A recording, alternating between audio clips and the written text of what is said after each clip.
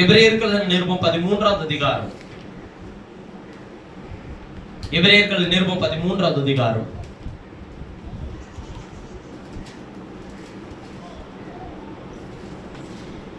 பதினைந்தாவது வசனத்திலிருந்து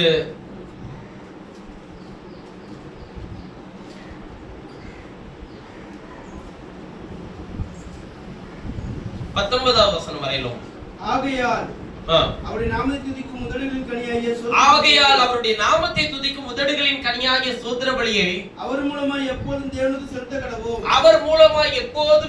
செலுத்த கடவோம். அன்றியும் நன்மை செய்யவும் தான தர்மம் பண்ணவும் மறவாதிருங்கள்.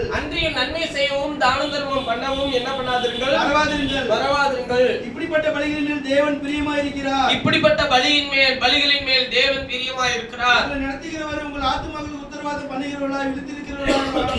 உங்களை நடத்துகிறவர்கள் உங்கள் ஆத்துமாக்களுக்காக உத்தரவாதம் பண்ணுகிறவர்களாய் விழித்திருக்கிறவர்களானபடியால் அவர்கள் துக்கத்தோடு அல்ல சந்தோஷத்தோடு அதை செய்யும்படி அவர்களுக்கு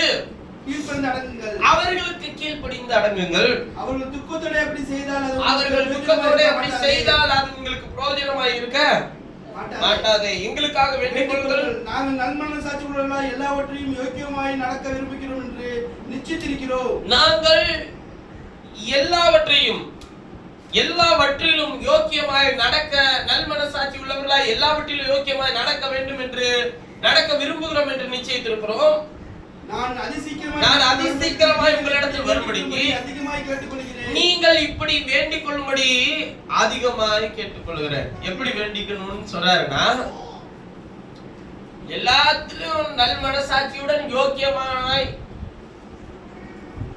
நடக்க விரும்புகிறோம் என்று நிச்சயித்திருக்கிறோம். அதிசீக்கிரமாய் உங்களிடத்தில் வரும்படி நீங்கள் இப்படி வேண்டிக் கொள்ளும்படிக்கு அதிகமாய் கேட்டுக்கொள்கிறேன். அப்போஸ்தலனாகிய பவுல் இந்த நிருபத்தை எழுதும்போது தன்னுடைய பெயரை கூட குறிப்பிடல. எபிரேயர் 1வது புத்தகத்திலிருந்து 1வது அதிகாரத்திலிருந்து நீங்கள் கிட்டத்தட்ட இந்த 13 அதிகாரத்தினுடைய 15 வசனங்கள் வரை வேற எந்த ஒரு மாம்சீகமான அல்லது வேற எந்த ஒரு காரியங்களையும் ஊழியத்தில் இருக்கிற எந்த விதமான விஷயங்களையும் இதுல குறிப்பிடப்படாமல் எழுதப்பட்டிருக்கும். பழைய ஏற்பாடு புதிய ஏற்பாட்டிலே சொல்லப்பட்ட சம்பவங்கள் பழைய ஏற்பாட்டினுடைய நிலை எல்லாவற்றையும் இணைத்து எழுதி இருக்கும். ஆனால் இந்த 15வது வசனத்துக்கு பிறகு எழுதப்பட்டிருக்கிற விஷயங்கள் ஒரு மிகப்பெரிய ஒரு ஆலோசனையாக சபைக்கு அப்போஸ்தலனாகிய பவுல் எழுதுகிறார். இந்த நாளில் நான் பேசும்படிக்கு எடுத்துக்கொண்ட என்னுடைய மையப்பொருள் எபிரேயருக்கு கொடுத்த நிருபம் அதன் வெளிச்சம் என்கிற தலைப்பின் கீழ் 122வது வாரம் கர்த்தருடைய வார்த்தை உங்களோடு கூட பகிர்ந்து கொள்கிறேன். 23வது வாரம் நினைக்கிறேன். 123வது வாரம் கர்த்தருடைய வார்த்தையை பகிர்ந்து கொள்கிறேன். அதிலே நான் இன்றைக்கு உங்களோடு கூட பேசும்படிக்கு எடுத்துக்கொண்ட என்னுடைய காரியங்கள் எப்படிப்பட்ட பலியின் மேல் தேவன் பிரியமாய் இருக்கிறார் என்கிற தலைப்பின் கீழ் இருந்து உங்களோடு கூட பேச விரும்புகிறேன். எப்படிப்பட்ட பலியின் மேல் தேவன் பிரியமாய் இருக்கிறார். எபிரேயர்கள் நிருபம் 10வது அதிகாரம் 5வது வசனத்தினுடைய தொடர்ச்சியில வாசிக்கும்போது சொல்லுகிறார், அவர் உலகத்தில் பிரவேசிக்கும் போது பலியையும் காணிக்க விரும்பவில்லை, எனக்காக ஒரு சரீரத்தை ஆயத்தம் பண்ணினார் என்று சொல்லி எபிரேயர் 10வது அதிகாரம் 5வது வசனத்தில் சொல்லப்பட்டிருக்கிறது. அப்ப பலியும் காணிக்கும் அவர் விரும்பவில்லை. ஆனால் இப்படிப்பட்ட பலியின் மேல் நான் பிரியமாய் இருக்கிறேன் என்று ஒரு விஷயத்தை சொல்லுகிறார். எபிரேயர் 13:15 வாசிக்கும் போது 16வது வசனம், அன்றியும் நன்மை செய்யவும் தான தர்மம் பண்ணவும் மறவாதிருங்கள். இப்படிப்பட்ட பலிகளின் மேல் தேவன் பிரியமாய் இருக்கிறார். இந்த பலியின் மேல் பிரியமா இருக்கிறார். இதை என்னன்னு சொல்றாருன்னா, ஒரு பலியாய் ஒப்பிடுகிறார். நன்மை செய்யறது ஒரு பலி, தான தர்மம் செய்யறது ஒரு பலி. யார பலி கொடுத்து நன்மை செய்யலாம், இல்ல யாருக்கு நன்மை செய்து பலி செலுத்தலாம் அப்படின்னு பல கேள்வி இருக்கு. நான் இந்த வசனத்தை கொஞ்சம் யோசிக்கும் போது, இது பலி என்றால் நன்மை செய்யறது பலினா நன்மை என்ன நன்மை செஞ்சு நான் பலி செலுத்துறது, இல்ல எந்த பலியினால் அது நன்மையா இருக்கும் எப்படின்ற ரெண்டு கேள்வியை வச்சு, இப்ப நான் எந்த பலி செலுத்தினா அது எனக்கு நன்மையா இருக்கும், இல்ல எந்த நன்மையினால் அது பலியாய் அங்கீகரிக்கப்படும் நம்முடைய பார்வையில் அப்படின்னு இருக்கு இல்லைங்களா? நம்ம இப்ப எப்படி எடுத்துக்கலாம்னா, நன்மை செய்யறது அது கர்த்தருடைய பார்வையில பலியா இருக்கு அப்படின்னு நம்ம எடுத்துக்கிட்டோம்னா, என்ன நன்மை நமக்கு தெரிஞ்சதெல்லாம் யாருக்கும் எந்த தீங்கும் நினைக்காத அது ஒரு நன்மை, குறைவுள்ளவனுக்கு கொடுக்கிறது ஒரு நன்மை, ஆகாரத்தை புசிக்கிறவனுக்கு ஒரு ஆகாரத்தை கொடுக்கிறது ஒரு நன்மை, இல்லாதவனுக்கு கொடுக்கிறது, நம்முடைய உடையை பகிர்ந்து கொள்கிறது ஒரு நன்மை, இப்படி நம்மிடத்தில் இருக்கிற பொருட்களை பகிர்ந்து கொள்கிறது ஒரு நன்மை, இப்படின்னு நாமளா நமக்கு ஒரு நன்மை வச்சிருப்போம், நாமளா நமக்கு ஒரு நீதியை வச்சிருப்போம். ஆனால் எப்பொழுதுமே வேதம் எப்பொழுதுமே நம்முடைய சிந்தனைக்கு கொஞ்சம் அப்பாற்பட்டு தான் இருக்குல்ல. எப்போதுமே எந்த விஷயத்திலுமே நீங்க எடுத்துக்கோங்க, நாம என்ன சிந்திக்கிறோமோ அதுக்கு நேர் எதிர்மறையா தான் வேதத்தில் எழுதப்பட்டிருக்கும். ஆனா நாம சிந்திக்கிற சிந்தனைக்கு தகுந்த மாதிரியே எழுதி இருக்கிற மாதிரியே இருக்கும் பாருங்க. ஆனா கொஞ்சம் அப்படியே மாத்தி தலைகள் தான் இருக்கும். இதை வாசிக்கும் போதுதான் நான் ஒரு 15 வசனத்தை ரொம்ப அடிக்கோடிட்டு மீண்டும் மீண்டும் வாசிக்க தூண்டினது. ஆகையால் அவருடைய நாமத்தை துதிக்கும் உதடுகளின் கனியாகிய சோத்திர பலியை அவர் மூலமா எப்போதும் தேவனுக்கு செலுத்த கடவும். உதடுகளின் கனியாகிய சோத்திர பலி, அது என்ன உதடுகளின் கனி? இதுக்கு பதில் தெரியலன்னா அவர் என்ன நன்மை செய்யணும், என்ன தான தர்மம் செய்யணும்னு சொல்றாருன்றதே தெரியாது. சொல்றாரு, துதித்தலும் சபித்தலும் ஒரே நாவிலிருந்து பிறக்கிறது. யாக்கோபுல வாசிக்கும் போது என்னவும் செய்வோமா, துதிக்கவும் செய்வோம், சபிக்கவும் செய்வோம். கர்த்தரை துதிக்கிறதுக்கு நாங்க பயன்படுத்தப்படுது, மனுஷனை சபிக்கவும் பயன்படுத்தப்படுது. ஆனால் ஆண்டவருடைய பிள்ளைகளுடைய உதடுகளில் என்ன இருக்கணும்னு சொல்றாருன்னா, உதடுகளின் கனியாகிய ஸ்தோத்திர பலி என்றார். ஸ்தோத்திர பலி, ஸ்தோத்திர பலி என்னங்க?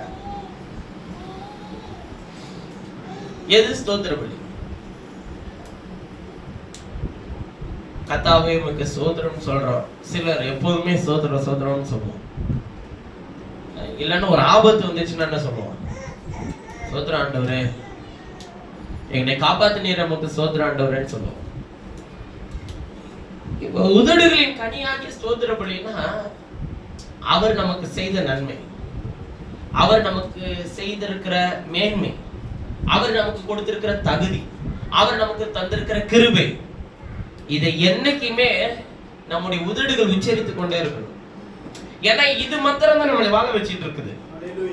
மற்ற எந்த நம்மிடத்துல இருக்கிற எந்த நன்மையும் நம்மளை என்ன பண்ணல, வாழ வைக்க. நாம ஏதாச்சும் நன்மை செய்ததுனால நம்ம வாழ்ந்துட்டு இருக்கிறோம்னு சொல்லுங்க பார்க்கலாம். ஆண்டவர் நம்மிடத்தில் இருக்கிற, நாம் நல்லவர்களா இருக்கும்போது அவர் நமக்கு நன்மை செய்யல, நாம் தீங்கில இருக்கும்போது, நாம் பாவத்தில் இருந்த போது அவர் நமக்கு நன்மை செய்தார். அப்ப நம்மிடத்தில் நன்மை ஒன்றும் இல்லாத போது அவர் நம்மை நேசித்தார். அப்ப நம்முடைய நன்மையினால் நாம் பலி செலுத்த முடியாது, தேவன் நமக்கு செய்த நன்மையினால் பலி செலுத்த முடியும். அப்ப தேவன் நமக்கு செய்த நன்மையை மறவாமல் யார் இருக்கிறார்களோ அதை அவர்கள் உச்சரிக்க முடியும். இப்ப ஆண்டவரை துதிச்சு ஸ்தோத்திரம் பண்ணுங்க அப்படின்னு சொல்லும் போது அது எங்க இருந்து வரணும்னா இருதயத்திலிருந்து வரணும். ஏன்னா அவர் நமக்கு அவ்வளவு நன்மை செய்திருப்பார். நமக்கு மனுஷனுடைய குணாதிசயம் என்ன தெரியுங்களா? மனுஷனுக்கு கொடுத்த ஒரு மிகப்பெரிய ஒரு விஷயம் என்னன்னா மறக்கிறது. இதுல நல்லதையும் மறந்துடுவோம், கெட்டதை மறக்கிறதுக்கு தான் மறதின்னு ஒண்ணு வச்சாரு. ஆனா மறதி எதையும் மறக்க வச்சிருங்க சில நேரத்துல.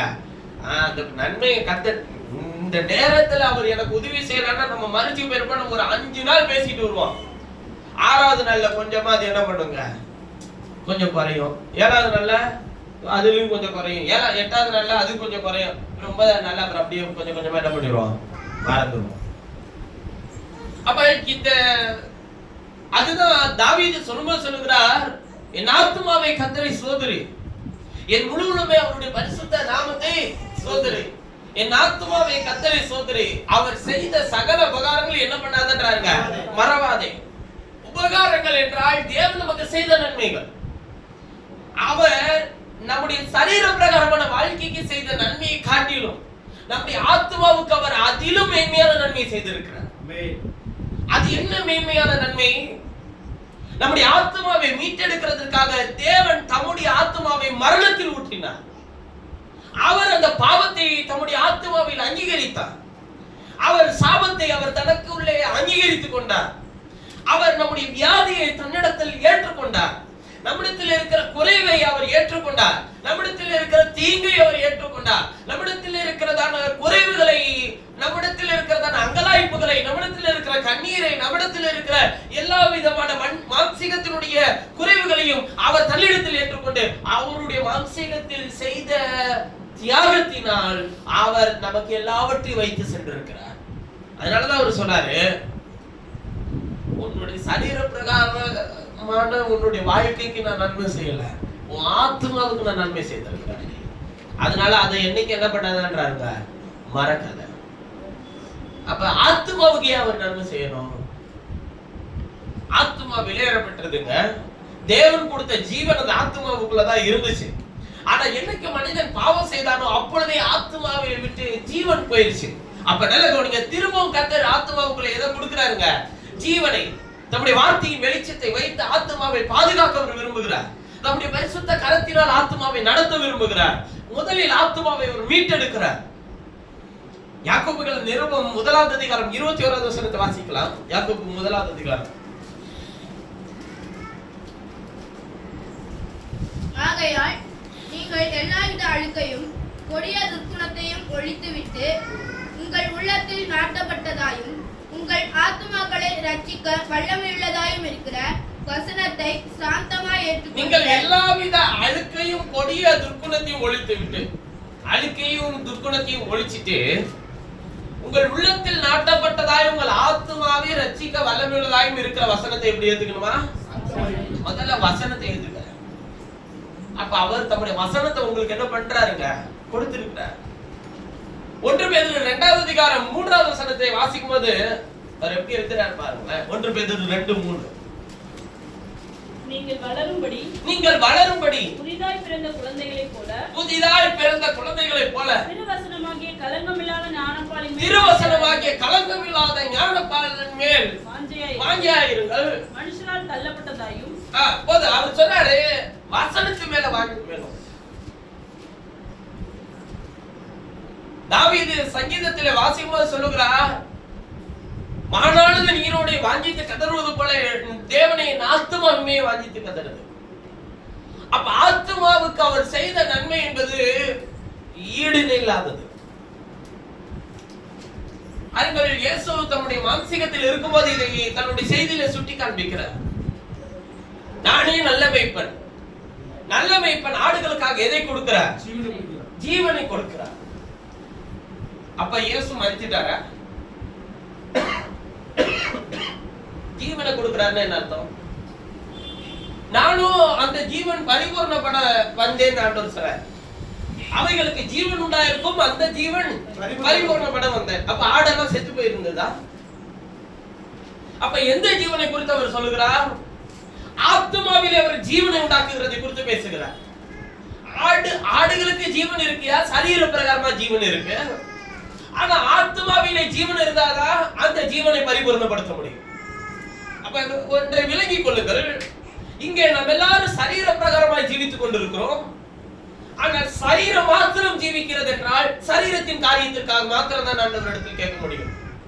ஆனால் நம்முடைய ஆத்மா ஜீவிக்குமானால் ஆத்ம தேவையை கர்த்தர் சந்திக்கும் போது சரீரத்தின் தேவையும் சந்திக்க அவர் வல்லவராய் இருக்கிறார்ங்கிறதை புரிந்து கொள்ள முடியும். இங்க என்ன பிரச்சனைனா, ஆத்மா ஜீவிக்கிறது இல்ல, சரீரம் மட்டும்தான் ஜீவிக்கிறாங்க. பாருங்க, பூமி மண்ணினாலே மனுஷனை உருவாக்கி அங்கே அவருக்கு ஒரு ஜீவன் இருந்தது. ஆனால் அவர் ஜீவ சுவாசத்தை அவர் நாசியில ஊதினார். மனுஷன் என்ன ஆனார்? ஜீவாத்மாவானார். தேவன் தம்முடைய ஜீவனை அவனுடைய ஆத்மாவில் வைத்தார். ஜீவாதிபதி ஜீவிக்கிற ஒரே இடம் உங்கள் ஆத்மா. உங்கள் ஆத்மாவுக்குள்ளே தேவன் தம்முடைய ஜீவனை வைத்து வழி நடத்த விரும்புகிறார். அப்ப இந்த நல்ல காலை நேரத்திலும் உங்கள் ஆத்மாவை பிழைக்க வைக்க அவர் தம்முடைய விலையேறப்பட்ட ஜீவனை உங்களில் வைத்து வழி நடத்துகிறவராய் இருந்திருக்கிறார். அப்ப ஜீவன் உள்ளே வந்துருச்சு அப்படின்னா என்ன செய்ய மறக்க மாட்டோம்னா, நன்மை செய்ய மறக்க முடியாது. எந்த நன்மையை நம்ம செய்ய மறக்க முடியாதுன்னா, ஒரு விஷயத்தை வாசிக்கலாம்.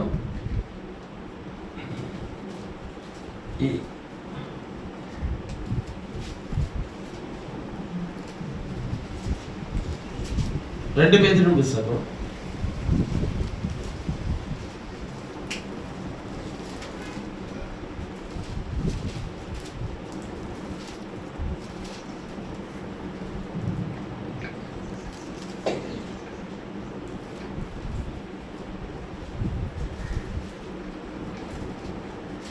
2வது அதிகாரம்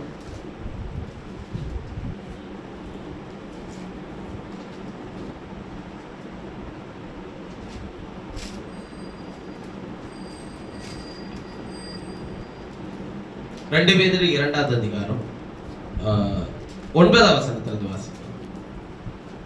கர்த்தர் தேவபக்தி உள்ளவர்களை சோதனையிலிருந்து ரட்சிக்கவும் அக்கிரமக்காரரை ஆக்கினைக்குள்ளானவர்களாக நியாய தீர்ப்பு நாளுக்கு வைக்கவும் அறிந்திருக்கிறார்.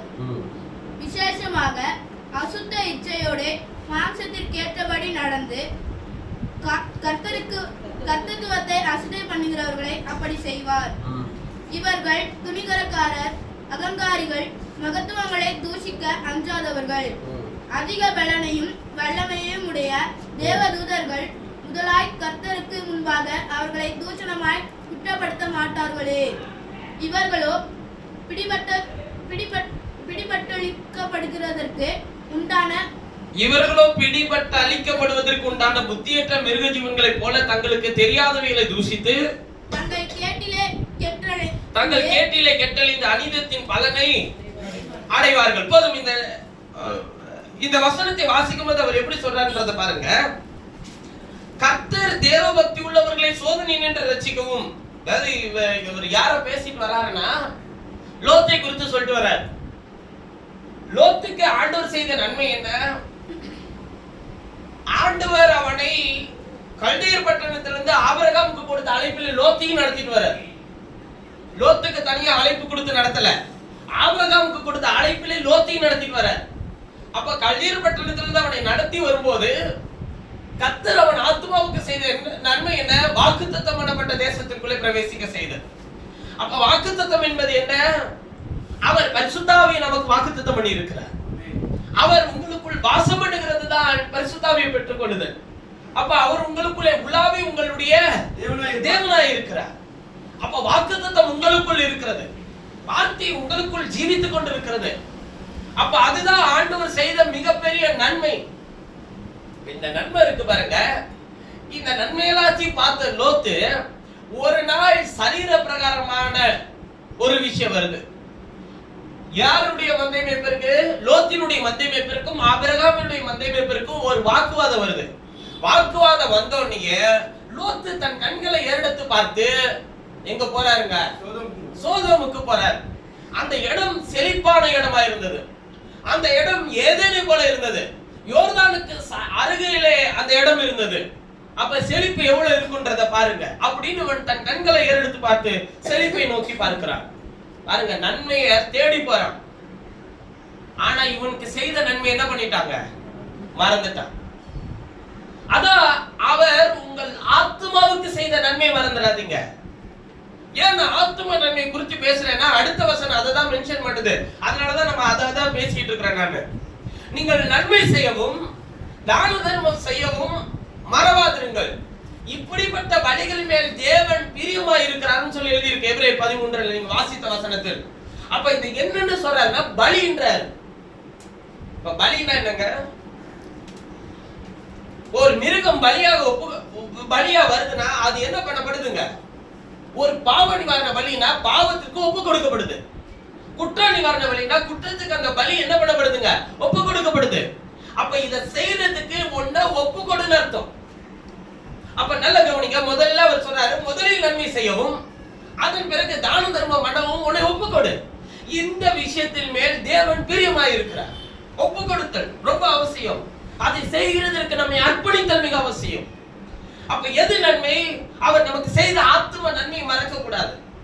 அவர்களை கல்தேயர் பட்டணத்திலிருந்து, ஊர் என்கிற கல்தேயர் பட்டணத்திலிருந்து அவர்கள் வாசம் பண்ணி கொண்டிருந்த எல்லா அசுத்தமான இடத்திலிருந்து, விக்கிரகத்தினுடைய இடத்திலிருந்து அவர்களை வேறு பிரித்து அழைத்து தேவன் அவர்களுக்கு வைத்திருக்கிற அந்த நன்மையை அவர்கள் பெற்றுக்கொள்ள சுதந்திரிக்க வாக்குத்தத்தம் பண்ணப்பட்ட கானானுக்கு அவர்களை கொண்டு வந்து சேர்க்கிறார். தேவன் கானானை அவர்களுக்கு வாக்குத்தத்தம் பண்ணினார், வந்துட்டாங்க.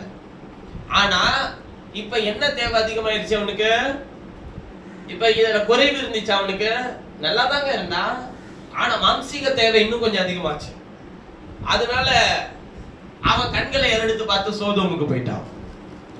சோதோமுக்கு போகும்போது என்னன்னா, அந்த 8வது வசனத்தை வாசிக்கும் போது 2 பேதுரு 2:8 வாசிக்கும் போது சொல்றாரு, நாள்தோறும் அவர்களுடைய அக்கிரம கிரியைகளை கண்டு நாள்தோறும் அவர்களுடைய அக்கிரம கிரியைகளை கண்டு கேட்டு நீதி உள்ள தன்னுடைய இருதயத்தில் வாதிக்கப்பட்டும் நீதிமானாகிய லோத்தை அவர் ரட்சித்திருக்க, அவர் நீதிமானாகிய லோத்தை அவர் ரட்சித்திருக்கின்றாரு. எதுக்கு நீ சோதோமுக்கு போகணும்? அவர்கள் செய்கிற அக்கிரமத்தையும் அவர்கள் செய்கிற எல்லாவித நாள்தோறும் அக்கிரம கிரியை கண்டு கேட்டு நீதி உள்ள இருதயத்திலேயே வாதிக்கப்படணும். இப்ப எது சோதோம் கொமோராவா இருக்கும் நீங்க நினைக்கிறீங்க? இப்ப உங்களுடைய பார்வையில எது சோதோம் கொமோரா? தமிழ்நாட்டுல எதெல்லாம் சோதோம் கொமோராவா இருக்கும்? சோதோம் கொமோரானா என்ன? பாவம், அசுத்தம், இதெல்லாம் பெருகி இருக்கிற இடம் தான் சோதோம் கொமோரா. நீங்க ஏதெல்லாம் சோதோம் கொமோராவா நினைச்சுக்கலாம். உடனே நாம நினைப்போம் சென்னை திருச்சி, அப்புறம் திருச்சியில இல்ல, இங்கெல்லாம் பரிசுத்தவான்கள் மட்டும்தான் வராங்க. உலகமே சோதோம் தான். இயேசு சொல்லும்போது அழகா சொல்றாருங்க. கடைசி நாட்களில் அவர் சம்பவிக்கிற விஷயத்தை சொல்லும்போது சொல்றாரு, நோவாவின் காலத்தில் நடந்தது போல, லோத்தி நாட்களில் நடந்தது போலவும் மனுஷகுமாரன் வரும் நாட்களில் நடக்கும். சென்னையில மட்டும், திருச்சியில மட்டும், திண்டுக்கல்ல மட்டும் ஒட்டுமொத்த உலகம் முழுவதும் நடக்கும். இப்ப நீங்க இப்ப சோதோம்ல தான் நம்ம இருக்கிறோம்னு சொல்லிட்டாருன்னா, இப்ப நீங்க எங்க போகணும்? ஏதோ ஒரு ஊர்ல சொன்னாருன்னா ஏதோ வேற ஊருக்கு போலாம். உலகம் முழுசும் சோதோம்னு சொல்லிட்டாருன்னா இப்ப நீங்க எங்க போறது? அன்னைக்கு சோதோமிற்கு அவன் போனா, அவனை வெளியே கொண்டு வந்து நகரத்தின் வாசலுக்கு வெளியே கொண்டு வந்து கர்த்தர் காண்பிக்கப்பட்ட கன்மலைக்கு ஓடி போன்னு சொன்னாரு. இன்னைக்கு நீங்க இருக்கிறது எல்லாமே சோதோம்ன்றாரு. அப்பனா உங்களை கர்த்தருடைய தூதன் செய்தியாளர் நீ அனுப்பி கர்த்தர் கரங்களை பிடித்து கொண்டு வந்து வெளியே விடுவாரு. எங்க? உங்கள் மாம்சீகத்தின் எண்ணங்களை விட்டு கொண்டு வந்து வெளியே விட்டாருன்னா, ஆவியினால் மாம்சீகத்தின் எண்ணங்களை ஜெய் கொண்டு காண்பிக்கப்பட்ட கன்மலையாகி இயேசுவை மாத்திரம் பார்த்து பின்னிட்டு உலகத்தை பார்க்காமல் உங்கள் ஆத்தும நன்மையை பெற்றுக் கொள்ளுகிறது வரையிலும் அங்க ஓடி போகணும். இயேசுவின் இடத்தில் சேரணும்.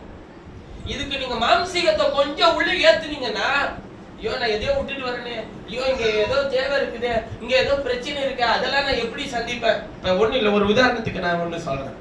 இப்ப இங்க நம்ம எல்லாரும் இங்க கடன் இல்லாதவர்கள் யாராச்சும் இருந்தா கை தூக்குங்க. ஏன்னா யாரும் தூக்கல, ஏன்னா எல்லாருக்கும் கடன் இருக்கா? இந்தியாவை சுத்தி கடன், நம்ம சுத்தி கடன் நிறைய இருக்கு. கடன் இருந்தா பரலோகத்துக்கு போக முடியாது, தெரியும்ல உங்களுக்கு? பாத்தீங்களா? அப்ப பாருங்க என்ன சொல்றீங்க நீங்க? கடனுக்கு மேல நான் வாங்கி இருக்கிறத விட என்னுடைய பங்கு அதிகமா இருக்கு. அவன் சும்மா தர, நான் உயிரோட இருக்கிறேன், நான் கட்டுவேன், என்னுடைய மதிப்பு அதிகம். சரி, இப்ப நீங்க போயிட்டீங்க, ஆண்டவர் வந்தாரு, எடுத்துக்கொள்ளப்பட்டு போயிட்டீங்க. அவன் என்ன பண்றான்? அவன் வந்து உடைமையை எடுத்துப்பான். நீங்க இருக்கும் போதே என்ன செய்வான்? நீங்க கட்டலன்னா அவன் அதுக்கேற்ற உடைமைய இல்ல அதுக்கேற்ற ஒரு அதை மதிப்பை ஈடு செய்யக்கூடிய ஒரு விஷயத்தை அவன் ஆல்ரெடி என்ன பண்ணிதான் உங்களுக்கு கொடுக்குறாங்க. சரி, இப்ப நான் ஒரு உதாரணத்தை சொல்றேன்.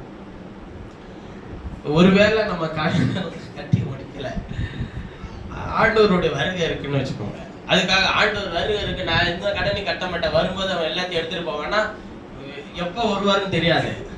அதுவரையும் உங்களுடைய காரியத்தை என்ன பண்ணணும்? செலுத்த வேண்டியத செலுத்திக்கிட்டே இருக்கணும். நீங்க போயிட்டீங்கன்னா அடுத்த விஷயம், ஆண்டவர் அதெல்லாம் பண்ணிப்பாரு. அதுல எதுவும் குறை வைக்காதபடிக்கு எல்லாத்தையும் செலுத்தி முடியுங்க. எல்லாவற்றையும் நேர்த்தியா செய்யுங்க, ஒரு திட்டம் போட்டு செய்யுங்க. ஆனால் இந்த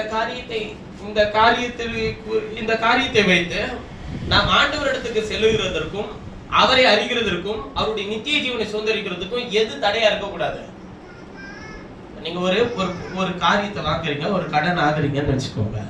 உங்களுடைய தேவைக்காக வாங்குறீங்க, உங்களுடைய அத்தியாவசிய தேவைக்காக வாங்குறோம்னு வச்சுக்கோங்க. இப்ப இதை நம்ம இன்னைக்கு நிறைய வழி இருக்கு, நம்ம வாங்கிக்கிட்டே இருக்கிறோம்னு வச்சுக்கோங்களேன்.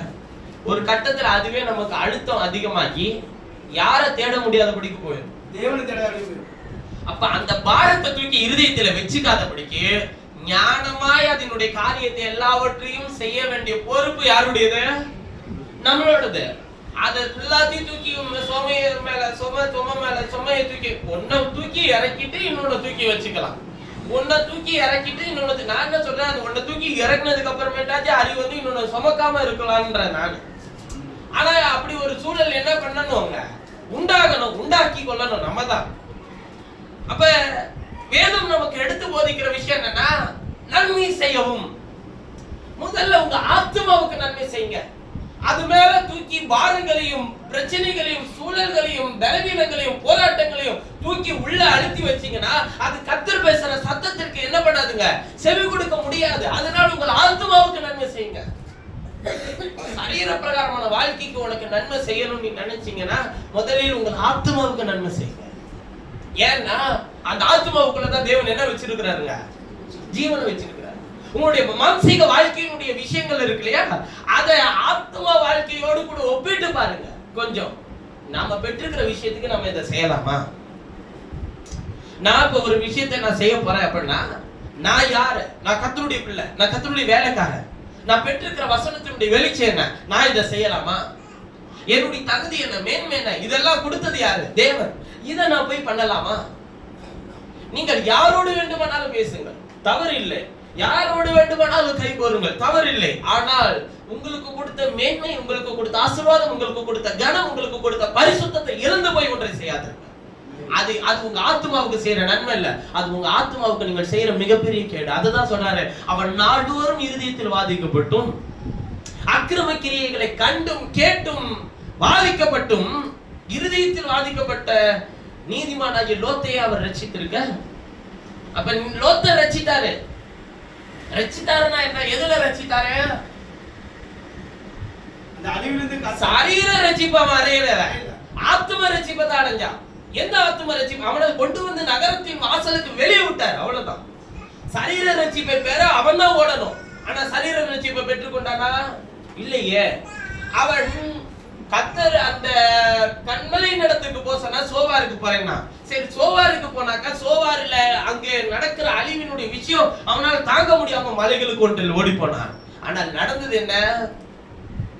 சரீர ரட்சிப்பையும் பெறல, ஆத்ம ரட்சிப்பையும் தன் குடும்பம் இழந்து போனது. அப்ப நீங்க சரீரத்துக்கு நன்மை செய்யறேன்னு நினைச்சு ஆத்ம நன்மையை கெடுத்து போடுறாதீங்க. சரீரத்தில் நன்மை வேண்டும் என்று நினைத்து, நன்மை செய்கிறவர்கள் வேண்டும் என்று நினைத்து, நாம இவங்களோடலாம் இருக்கணுமே நினைச்சு முயற்சி செய்து உங்க ஆத்மாவை கெடுத்து போட்டாதீங்க. ஏன்னா தேவனுடைய ஜீவன் உங்கள் ஆத்மாவில் இருக்கு. நீங்க ரொம்ப கவனமா இருக்க வேண்டியது எது தெரியுங்களா? உங்கள் ஆத்மாவுக்குள்ள இருக்கிற ஜீவனுடைய சத்தத்தை கேட்கணும். அடுத்து சொல்றாரு, தான தர்மங்களை செய்யவும் என்ன பண்ணாதீங்கன்றாரு, மறவாதீங்க. தான தர்மம் யாருக்கு செய்யலாம்? தர்ம சகாய பணத்தெல்லாம் சேமிக்கிறார் பவுல் அப்போஸ்தலன். அவரும்போது தர்ம சகாயம் சேர்த்து வச்சிருந்த தர்ம சகாய பணத்தெல்லாம் கொண்டு வந்து எனக்கு என்ன பண்ணுங்க, கொடுங்க, நான் கொடுக்கணும் அப்படின்ற மாதிரி சொல்லி எல்லாம் சொல்றாரு. யாருக்கு கொடுக்கலாம்? யாருக்கு தான தர்மம் செய்யலாம்? நமக்கு இங்க தான தர்மம் செய்யறதுக்கு யாராச்சும் வேணும்ன்றது அந்த நிலைமையில இருக்கிறோம் இல்லையா? நம்மில் குறைச்சல் உள்ளவர்களா நீங்கிறவங்க, நம்மிடத்துல இருக்கிற, நீங்க சொன்னாரு, நீங்க எவ்வளவு விஷயங்களை கொடுத்து, அதாவது நான் வந்து 10,000 ரூபாய் கொடுக்குற அளவுக்குலாம் 1000 ரூபாய் கொடுக்குற அளவுக்குலாம் எனக்கு தகுதி இல்லை இருக்கு. அதாவது நம்மளுடைய சிந்தனை ரொம்ப தவறு.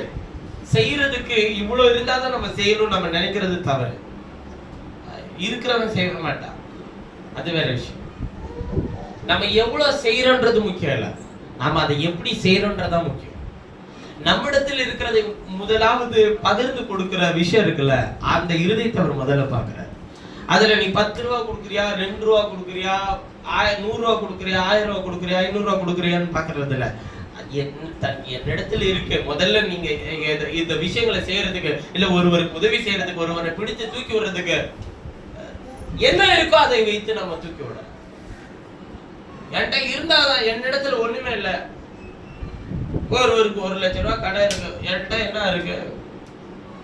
வெறும் 1 லட்சம் ரூபாய் கடனை கட்டி ஒரு அளவுக்கு என்கிட்ட பணம் இல்லை. ஆனா நீ அதை கட்டுறதுக்கு தேவையான பலத்தை கொடுக்கறதுக்கு என்னிடத்தில் போஜனம் இருக்கு. என் போஜனத்தை பகிர்ந்து கொள்ற. நீ சாப்பிட்டு திருப்தியா இருந்து என்ன பண்ணு, போய் உன்னுடைய வேலைகளை செய்து அதனுடைய காரியத்தை எல்லாத்தையும் கொடுக்கும். உன்னோடு கூட யாரும் இல்லைன்னு நினைச்சு கவலைப்படாத. நான் இருக்கிறேன், நான் உனக்காக ஜெபம் பண்றேன், உங்களுக்காக வேண்டுதல் செய்யறேன். நீ பயப்படாத பிரதர், நான் உனக்காக ஜெபம் பண்றேன். நாம எல்லாரும் ஒருமித்து அந்த காரியத்தை செய்து முடிக்க கர்த்தர் உங்களுக்கு அனுக்கிரகம் பாராட்ட முடிக்க ஒருவர் என்ன செய்வோங்க? ஊக்கமாய் வேண்டுதல் செய்வோம். என்னங்க கொடுக்க போறீங்க? அவன் சர்ச்சைக்கு வராத பிரதர், அவனுக்கு எல்லாம் போய் என்ன பிரதர் செய்யறது? அவன் அக்கம் பக்கத்துல இருக்கிறான், அவன் ஆண்டவருக்கு பிரியம் இல்லாதவன் பிரதர். அவன் வேதனையில உன்னிடத்தில் வருந்தா எதையும் எதிர்பார்க்காமல் நீங்க என்ன வச்சிருக்கீங்களோ அதை கொடுங்கன்னு சொல்ல. அட்லீஸ்ட் கர்த்தர் உங்களோடு கூட வச்சிருக்கிற அந்த நல்ல இருதயம், உங்க ஆத்மாவுக்கு செய்த நன்மையை உங்களுக்கு சொல்லுங்க. அது மிகப்பெரிய தான தர்மம். அவர் உங்களுக்கு செய்த மிகப்பெரிய நன்மைகளை அவர்களுக்கு சொல்லுங்க. அந்த நேரம் தான் கர்த்தரை குறித்து அவர்களுக்கு அறிவிக்க வேண்டும். மிக முக்கியமான தருணம். இப்படிப்பட்ட வழிகளின் மேல் ஆத்மா என்னவா இருக்கிறதா? சரி, அவருக்கு தேவனுக்கு என்ன இருக்கா? பிரியமா இருக்கிறது. வாசிக்கலாம் எபிரேயர் 13வது அதிகாரம். இப்படிப்பட்ட வழிகள் மேல் தேவன் பிரியமா இருக்கிறார். இப்ப ஏன் இவ்வளவு நேரம் அந்த ஆத்ம நன்மை அடுத்த ஒரு ஆத்மாவுக்கு செய்கிற அந்த மனுஷர்களாகிய நபருக்கு பார்த்து இந்த தான தர்மம் செய்ய வேண்டாம். அவர்கள் ஆத்மாவுக்கு நீங்க என்ன செய்யுங்க? தான தர்மம் செய்யுங்க. இப்ப நம்மிடத்தில் இருக்கிற ஒரு போஜனத்தை பகிர்ந்து கொள்கிறது மூலமா, நம்மிடத்தில் இருக்கிற ஒரு பொருளை பகிர்ந்து கொள்கிறது மூலமா, நம்மிடத்தில் இருக்கிற பணத்தை பகிர்ந்து கொள்கிறது மூலமா, நம்மிடத்தில் இருக்கிற உழைப்பை பகிர்ந்து கொள்கிறது மூலமா அந்த மனுஷனுக்கு நீங்க நன்மை செய்யல, மனுஷனுக்கு தான தர்மம் செய்யல, அவங்க ஆத்மாவுக்கு. அவன் கத்திடத்துக்கு திரும்பி வர்றதுக்கு ஒரு வழி அது இருக்கும். தாராளமா செய்யலாம். நம்ம செஞ்சு அவங்க எல்லாம் திரும்பி வந்தது இல்லை பிரதர். இப்ப பாருங்க, அதான் அடுத்த வசனத்துல சொல்றாரு, உங்களை நடத்துகிறவர்கள் உங்கள் ஆத்துமாக்களுக்கு உத்தரவாதம் பண்ணுகிறவர்கள், உங்கள் ஆத்துமாக்களுக்காக உத்தரவாதம் பண்ணுகிறவர்களாய் வீழ்த்திருக்கிறவர்களானபடியால் அவர்கள் துக்கத்தோட அல்ல சந்தோஷத்தோட அதை செய்யும்படி அவர்களுக்கு கீழ்ப்படிந்து. யார் உங்களை நடத்துகிறவர்கள்?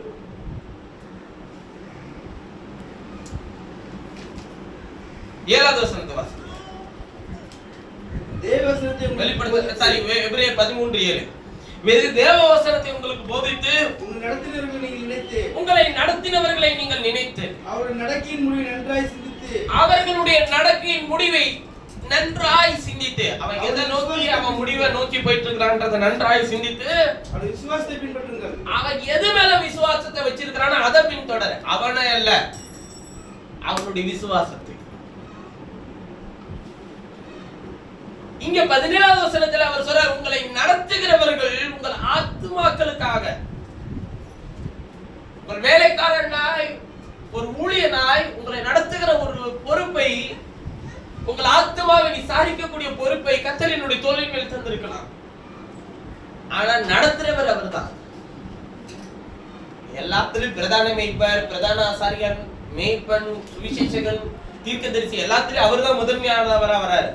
ஆனால் இந்த ஜனத்தை உங்களுடைய ஆத்துமாக்களுக்காக உத்தரவாதம் பண்ணும்படிக்கு கர்த்தர் எனக்கு இந்த பொறுப்பையும் வேலையை எனக்கு தந்திருக்கலாம்.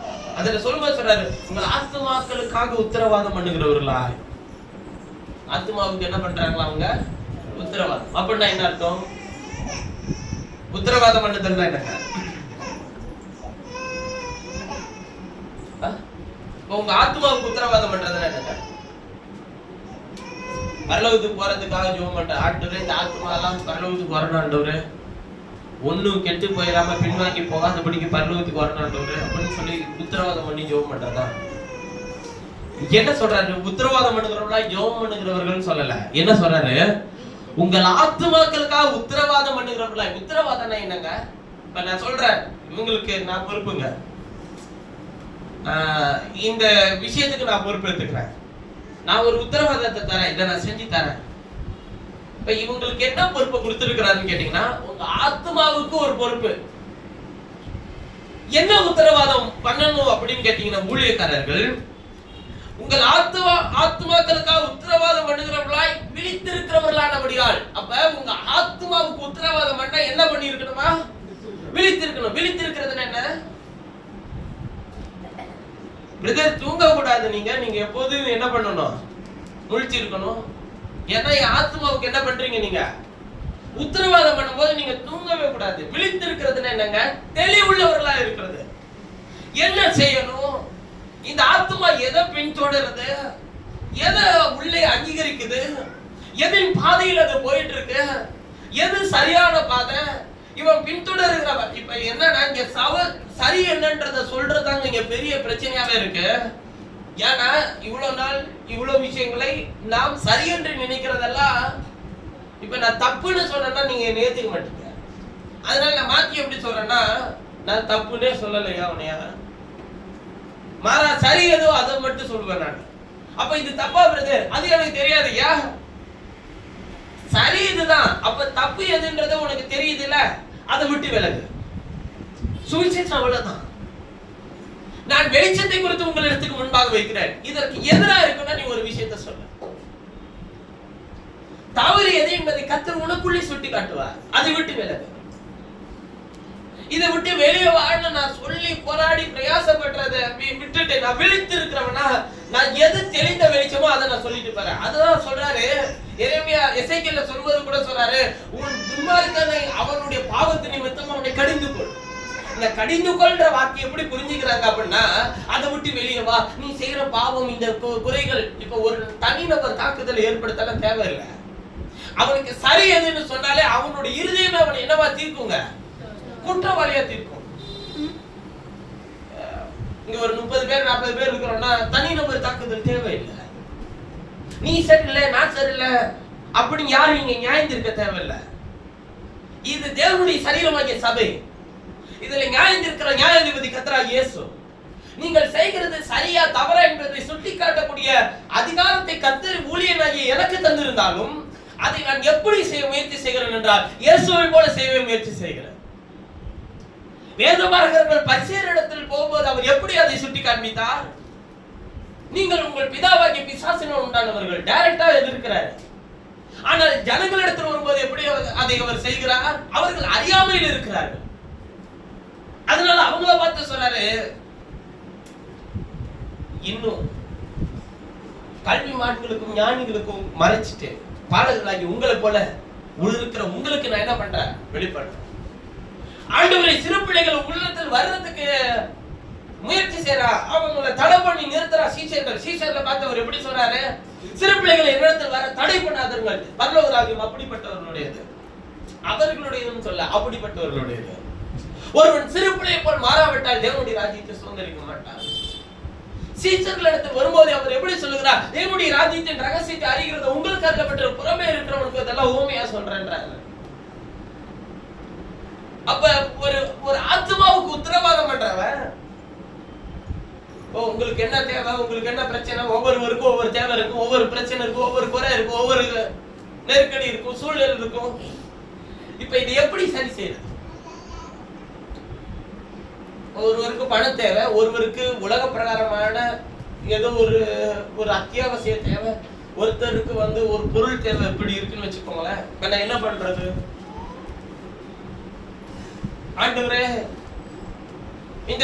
இந்த சகோதரி இந்த பொருளை வாங்க உதவி செய்யும். ஆண்டவரே, இந்த சகோதரன் இந்த பணத்தை சம்பாதிக்கக்கூடிய திறமையோடு அவருக்கு தாரும் அப்படி சொல்லி நான் கேட்கிறேன். ஏசு அப்படி எப்படி செய்தார்? உன்னிடத்தில் இருக்கிறதை என்னிடத்திற்கு கொடு. அதை எடுத்து அவர் ஸ்தோத்திரம் பண்ணி அவர்களிடத்திற்கு கொடுத்தார். அவர்கள் புசித்து மீதியான எல்லாருக்கும் பகிர்ந்து கொடுத்து மீதியான 12 கூடைகள் எடுத்தார்கள். அப்படின்னா என்ன அர்த்தம்? உன்கிட்ட என்ன இருக்கு அதை என்கிட்ட கொடு. அதை நான் ஆசீர்வதித்தா அதை உன்னுடைய தேவை சந்திக்க மீதி எடுக்க வைக்க அவரால் முடியும். இதெல்லாம் படிக்கிற நாங்கள் அப்ப என்ன தேவை உங்களுக்கு? சரீரத்தின் நன்மைக்காக நான் கேட்கலையா, உன் ஆத்மாவுக்கு அவர் செய்த நன்மைக்காக நான் என்ன பண்ணணும்னா உத்தரவாதம் பண்ணி, ஆண்டவரே நீர் செய்த நன்மை அவர்களுக்குள்ள இருக்கிறது, நீர் செய்த ஆசீர்வாதம் அவர்களுக்குள்ள இருக்கிறது, நீர் கொடுத்த ஜீவன் அவர்களுக்குள்ள இருக்கிறது, நீர் கொடுத்த மேன்மை அவர்களுக்குள்ள இருக்கிறது, அதை அவர்கள் கண்களுக்கு காணும்படிக்கு செய்யும். நீர் அவர்களுக்குள் இருக்கிறேன் என்பதை இந்த விஷயத்தில், இந்த குறைவில், இந்த நெருக்கடியில், இந்த பிரச்சனையில், இந்த வியாதியில் உங்களுடைய பிள்ளைகளிடத்தில் வெளிப்படும் ஆண்டவரே. உங்க ஆத்மா உங்களுக்குள்ள அவர் இருக்கிறாரு, அவர் அந்த சூழலில் வெளிப்படணும்னு சொல்ற ஜோம் பண்ணனா ஆண்டவர் அதிலிருந்து அவர் தன்னை வெளிப்படுத்துகிறவரா இருக்கிறார். அவ்வளவுதான். இந்த பொருளை கொடுன்னு நான் கேட்கறதுக்கும் இந்த பணத்தை கொடுன்னு கேட்கறதுக்கும் ஆத்மாவை அவர் தைரியப்படுத்தினார்னா, சொந்து போய் இருக்கிறவன தைரியமாக்கிட்டானா அவனுடைய விஷயத்தை அவனே என்ன பண்ணிடுவான், செய்து முடிச்சிருவான். அதான் சொல்றாரு, செய்யும்படிக்கு உன் கைக்கு நேரிடுகிறது எதுவோ அது உன் முழு பலத்தோட செய். பிரசங்கில எழுதுறாரு. அப்ப உங்க கைக்கு என்ன நேரிடுகிறதோ அதை முழு பலத்தோட செய்யுங்க. ஏதாச்சும் குறைவு இருக்கா, அதை நிறைவாக்க தேவன் வல்லவராய் இருக்கிறார் என்ற முழு நிச்சயத்தோட விசுவாசிங்க. அப்போஸ்தலனாகிய பவுல் ஒருபடி மேலே இருப்பே அவர் சொல்லுகிறார், என்னை பலப்படுத்துகிற கிறிஸ்துவினால எல்லாவற்றையும் செய்ய. அடிக்கடி இதை சொல்லிக்கோங்க, எனக்கு வேலை உண்டு. சில நேரத்துல நமக்கு என்னமோ தாழ்வு மனப்பான்மை நிறைய வந்துடும். நம்மளால இதெல்லாம் முடியாது, நம்மளால இதெல்லாம் முடிச்சு வெளியே வர முடியாது. உன்னை பலப்படுத்துகிற கிறிஸ்துவினாலே உன்னால இதை செய்ய முடியும். அது அப்படி சொல்லு. உன்னால முடியாதுதான், ஆனால் உன்னை பலப்படுத்துகிறவர் உன்னோடு கூட வச்சுக்கிட்டு முடியாதுன்னு சொல்லாத. ஏனென்றால் அவர் உன்னை கொண்டுதான் அதை செய்து முடிக்கணும்னு அவர் விரும்புறார். அப்ப இந்த விழிப்பு எனக்கு இருக்கணும். முதல்ல இந்த விழிப்பு எனக்கே இல்லைன்னா இப்ப நான் எப்படி உங்க ஆத்மாவுக்கு உத்தரவாதம் பண்ணி உங்களுக்கு அதை சொல்லுவேன்? நான் பொறுப்பியா? இந்த புரிதலோடு இரு. கர்த்தர் உன் வாழ்க்கையில கிரியை செய்யறாரா இல்லையான்றத பாருன்னு நான் சொல்றேன்னா அந்த உத்தரவாதம் எனக்குள்ள இருக்கணும்ல, அந்த விழிப்பு எனக்குள்ள இருக்கணும்ல. விழிப்புணர்வு முகாம் போறான், எல்லாம் தூங்காம முழிச்சிட்டு இருக்கிறான்னா விழிப்புணர்வுனா என்ன? அதை குறித்ததான அறிவு. எனக்கே உங்க ஆத்மாவை குறித்ததான அறிவு இல்லைன்னா, ஏன் ஆத்மாவை குறிச்ச அறிவு இல்லைன்னா, ஆத்மாக்களுக்கு அவர் என்ன நன்மை செய்திருக்கிறான்ற புரிதல் இல்லைன்னா, அவர் என்ன செய்ய போறான்ற புரிதல் இல்லைன்னா, நான் எப்படி அந்த விழிப்பில நான் இருப்பேன்? அந்த விழிப்புக்கு நேரம் எப்படி உங்களே நடத்துவேன்? நீங்க சொல்றீங்க, பிரதர் நான் ஜெபம் பண்ணிக்கிட்டே இருக்கிற இந்த விஷயத்துக்கு கர்த்தர் எப்பொழுது இந்த ஜெபத்தை கேட்டு பதிலை தருவாருன்னு ஒரு கேள்வியோட நீங்க வரீங்கன்னு வச்சுக்கோங்க. இப்ப நான் உங்களுக்கு எப்படி பதில் சொல்றது? ஜெபம் பண்றியா? நான் ஜெபம் பண்ணிட்டு தான் பிரதர் டெய்லியும். ஆனா கர்த்தர் இன்னும் எனக்கு என்ன தரல, பதில் கொடுக்கல. முதல்ல என்ன பிரச்சனை? இந்த பிரச்சனையை சொல்றாங்க ஏதோ ஒண்ணு. நான் எனக்கு ஆத்மால உத்தரவாதம் இருந்தா, நான் விழித்திருந்தாதான் அந்த பிரச்சனைக்கு பைபிள்ல என்ன சொல்லி இருக்குன்றத சொல்ல முடியும். அப்ப அவனுடைய தவறான புரிதலை திருத்த முடியும்.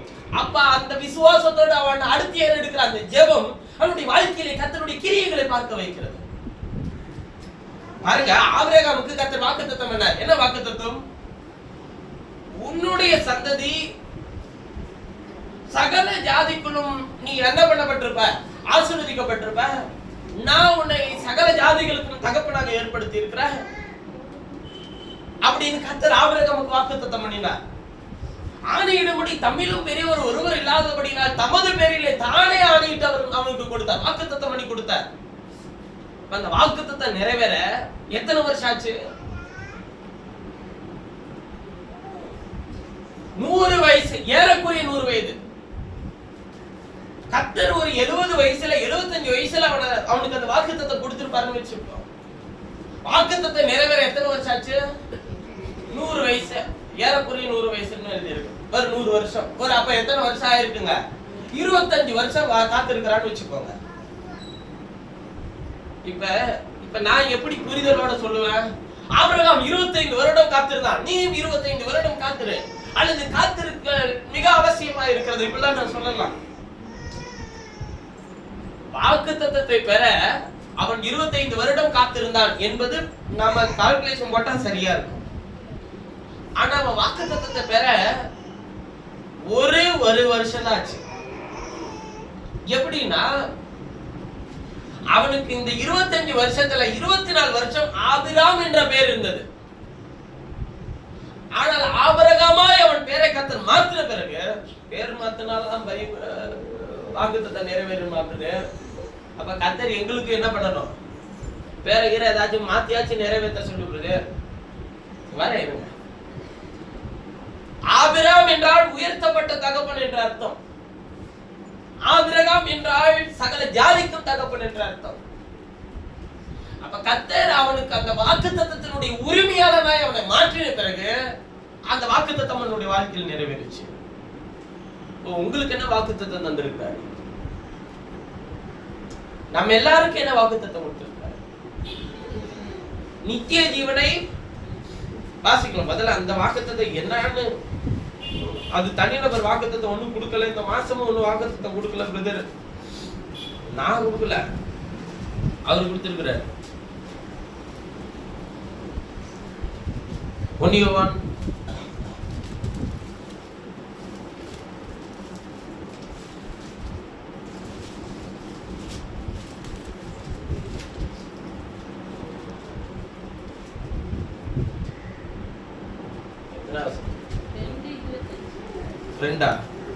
2வது அதிகாரம் 25வது.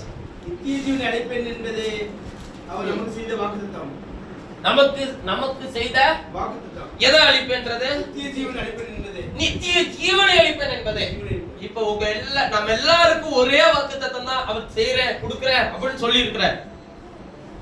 பிள்ளை கொடுக்கிறேன், அப்புறம் உனக்கு அப்படி தரேன் இப்படி தரேன், இதெல்லாம் எந்த வாக்குத்தத்தமும் நமக்கு தரல. நித்திய ஜீவனை தரேன், உங்க எல்லாருக்கும் நித்திய ஜீவனை தரேன் அப்படின்னு அவர் நமக்கு வாக்குத்தத்தம் பண்ணியிருக்கிறார். முதல்ல இந்த வாக்குத்தத்தம் நிறைவேற நம்ம பயணம் செய்தா, இந்த எதெல்லாம் உங்களுக்கு தேவைன்னு நீங்க நினைக்கிறீங்களோ அது எல்லாவற்றையும் அவர் திரும்ப தருவார், கூட தருவார். தரேன்னு சொன்னதை தேடுறோம், தேடுன்னு சொன்னதை தேடுறது இல்ல. முதலாவது என்னுடைய ராஜ்யத்தையும் நீதி தேடும், பின்பு எல்லாத்தையும் கூட தரேனாரு. இது எல்லாத்தையும் இது உணவை உடைய இருக்க இடத்தை எல்லாத்தையும் கொடுத்தாரு. ஆனா எதை விட்டுட்டு இதெல்லாம் தர மாட்டேன். தேவனுடைய ராஜ்யம் நீதி என்னன்றதை நீ தேடலன்னா நான் எப்படி இதெல்லாம் தர முடியும்? அப்ப இதை தேடுறவனுக்கு தான் அவர் தருவாரா? அப்ப ஆண்டவர் அவ்வளவு செல்ஃபிஷா இருக்குது. அதாவது அவர் என்ன தரேன்னு சொல்றது எப்படி? நீ இதை என்னை தேடும் போது அதுவே உன்னிடத்துக்கு வரும்பா. அது தாவீது தான் அழகா சொல்லியிருப்பாரு. நான் கர்த்தருடைய வீட்டிலே நீடித்த நாட்களா நிலைத்திருப்பேன், நன்மையும் அதான் நீடித்த நாட்கள் நித்திய ஜீவனில இருப்பேன், நன்மையும் கிருபையும். அதாவது அவருக்குள்ளே நான் இருந்தேன்னா இந்த நன்மை கிருபை எல்லாம் தொடரும். நான் அதை தொடர மாட்டேன், அது என்னை தொடர்ந்து வரும். நான் இருக்க வேண்டியது எங்க?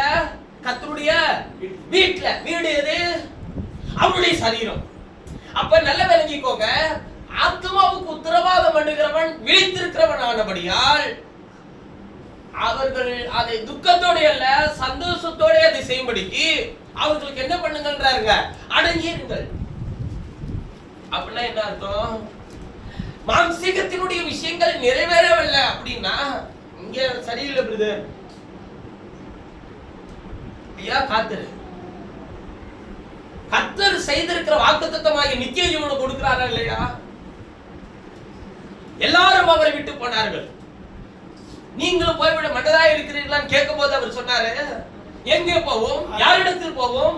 நித்திய ஜீவ வசனங்கள் உம்மிடத்தில் இருக்க. அப்ப எது நமக்கு தேவை? கர்த்தரிடத்துல இருந்து நித்திய ஜீவ வசனம் கிடைச்சிட்டு இருந்தா போதும், இந்த மாம்சீகத்தினுடைய எல்லா தேவைகளும் நம்முடைய வாழ்க்கையில சந்திக்கும். அதுதான் அவர் சொன்னாரு, ஆண்டவரே நான் காலையில இருந்த கடினமாய் உழைக்கிறேன், இவ்வளவு உம்மிடத்தில் உட்கார்ந்து சம்பாஷணை பண்ணி கொண்டிருக்கிறார். அதுக்கு அவர் சொல்றாரு, நீயோ உலக லௌகீக கவலையினால் உன் இருதயம் நிறைந்திருக்கிறது, இவ்வளவு தள்ளி விட்டு எடுபடாத நல்ல பங்கை தெரிஞ்சுக்கிட்டார். வேலை செய்யறது சரியா, அவருடைய பாதத்தில் உட்கார்ந்து இருக்கிறது சரியா? அப்ப வேலை செய்ய வேணாம்னு அர்த்தமா? நீ தேவ சமூகத்துல இருந்து நீ செய்யற ஒவ்வொரு வேலைக்கு கர்த்தர் பலனை தருவார். ஆனா உலக பிரகாரமான வேலைகள் மாத்திரமே செய்து பலனை எதிர்பார்த்துட்டு உட்கார்ந்துட்டு இருந்தோம்னா ஆண்டவர் சொல்றாரு, அதெல்லாம் உலகத்தானே சொல்றான், கடமை செய், நான் காசு தர மாட்டேன். அதான் அவர் சொல்றது, புரியுதுங்களா? கடமை மட்டும் என்ன பண்ண செய், பலனை என்ன பண்ணது என்கிட்ட எதிர்பார்க்காத. யார்கிட்ட எதிர்பாரு? ஆண்டவர்கிட்ட மட்டும் எதிர்பாரு. அவனே சொல்லிட்டான் பழமொழியா வச்சிருக்க. அதனால நம்ம நம்மளுடைய வேலையை செய்துட்டு பலனை கொடுக்கிறவரை மட்டும் நோக்கி பார்த்துட்டு என்ன பண்ணிட்டே இருக்கணுங்க, போயிட்டே இருக்கணும். இதெல்லாம் எனக்கு பொறுப்பு இல்லை, இதெல்லாம் எனக்கு கையளிக்கப்படலை, இதெல்லாம் என்கிட்ட இல்லை, இதெல்லாம் நான் செய்யணுமா, இதெல்லாம் ஏன் நீ செய்தா என்ன, இத பத்தின எனக்கு என்ன கவலை. ஒரு விஷயத்தை நல்லா விளங்கிக்கோங்க. உங்களுக்கு நாசியில சுவாசம் கொடுத்து உங்களை இந்த பூமியில வச்சிருக்கிறாருன்னா, உங்களுக்குன்னு சில விஷயங்களை வச்சிருக்கிறாருன்னா, அத ஏன் செய்யணும்னு கேட்காம அதை உங்களுக்கு செய்யணும்னு கர்த்தர் வச்சிருந்தாருன்னா அதை முழு பலத்தோட அதை செய்து முடிங்க. சும்மா அடுத்தவங்களுக்கு அந்த விஷயத்தை பகிர்ந்து கொடுக்கறதுல ஒரு பெரிய விஷயமே கிடையாது. அதை உன் கைகள் செய்யும் போது அதுக்கான பலனை கர்த்தர் உன் கரங்களில் தருவார். அது உன் சிந்தனையில் அது செய்யப்படும் போது அதற்கான மேன்மை கர்த்தர் உனக்கு தருவார். அதை உன்னுடைய கால்கள் அதன் பாதையில பயணம் செய்யும் போது அதற்குண்டான ஆசீர்வாதத்தை உன்னால் சுதந்திரிக்க முடியும். ஒண்ணும் இல்ல, நான் திண்டுக்கல்ல போய் இன்னைக்கு சாயங்காலம் பிரசங்கிக்கணும்னு நான் நினைக்கிறேன். ஒரு நாள் சோர்வு வருது, சரீரத்துல ஒரு மிகப்பெரிய ஒரு சின்ன வலி வேதனை இதெல்லாம் இருக்கு, வெயில் உஷ்ணமா அடிக்குது. இவ்வளவு வெயில நான் இதுக்கு போகணும் இப்படி நான் நினைச்சேன்னா போக முடியாது, செய்ய முடியாது, ஜனங்களுக்கு பிரசங்கிக்க முடியாது, அவருடைய ஆத்மாவை தேவனிடத்துக்கு என்ன பண்ண முடியாது, திருப்ப முடியாது. நல்ல ஒரு விஷயத்தை விளைவிப்போம். நம்முடைய நோக்கம் என்னவா இருக்கணும்னா, வெளியில என்ன சூழல் இருக்கு, எனக்கு என்ன வழி இருக்கு, குடும்பத்துக்குள்ள என்ன சமாதான குறைவு இருக்கு, குடும்பத்துல என்ன பிரச்சனை இருக்கு, சிலருக்கு சில பொறுப்புகளை கொடுத்து சில விஷயங்களை செய்யுங்க. ஊழியர்களே சிலரை வந்து செய் அப்படின்னா எந்த நேரத்துல நம்ம விழிப்புள்ளவனா இருக்கணும். நான் இன்னும் தகுதி என்ன ஆகலன்னா ரெடி ஆகல. ஊழியர்கள் சொல்லி நான் சபையில என்ன பண்ணணும்னு நினைச்சிருக்கிறேன்னா நல்ல பிரசனையாளர்களை ஏற்படுத்தணும், அவ்வளவுதான். ஏன்னா போக போக என்னுடைய வேலையை விஸ்தாரப்படுத்தி என்னுடைய வேலைகளை தொடர்ந்து செய்து கொண்டே போகும். ஒரு ராஜ்யம் கட்டப்படல, தேவராஜ்யம் கட்டப்படுது. இங்க ஒருத்தனுடைய பேர் உயர்த்தப்படல, கர்த்தருடைய நாமம் உயர்த்தப்படணும். வசனத்தோட புரிதல் நமக்கு இருக்குன்னு வச்சுக்கோங்களேன், தைரியமா கொண்டு போய் உடைக்க வேண்டிய இடம்லாம் நிறைய இருக்கு. உடைச்சி கர்த்தருடைய ஜனங்களை வசனத்தின்படி இழுத்துட்டு வர வேண்டிய பொறுப்பு நம்முடைய தோளின் மேல இருக்கு. ஏன் கர்த்தரை தொழுது கொள்றோம், எதுக்கு ஆராதிக்கிறோம்? இன்னைக்கு ஒருத்தவங்க சொல்றாங்க, பிரதர் ஆண்டவரை பத்தி மட்டும் தெரிஞ்சுக்கிட்டே இருக்கிறோம் பிரதர், நம்முடைய காரியங்களுக்காக யாரு பிரதர் ஜெபம் பண்றது? இன்னும் உங்களுக்கு என்ன வரவே இல்லைன்னு அர்த்தங்க. நீங்க அவரை அறிகிற அறிவுல போனா உன் காரியங்கள் யாருடைய கருத்துல இருக்கு? பாருங்க, ஆபிரகாம் இதுக்கு முதல் நிழலாட்டமாய் வாழ்ந்து காண்பித்திருக்கிறார். ஈசாக்க கூட்டிட்டு மலைக்கு போறாரு, கழுதை எடுத்துக்கிறாரு, 2 வேலைக்காரங்களை கூப்பிட்டுக்கிறாரு, ஈசாக்க கழுதை மேல உட்கார வைக்கிறாரு, விறகுக்கு கட்டைகளை எடுத்து ஈசாக்கின் இடத்துல கொடுக்கிறாரு.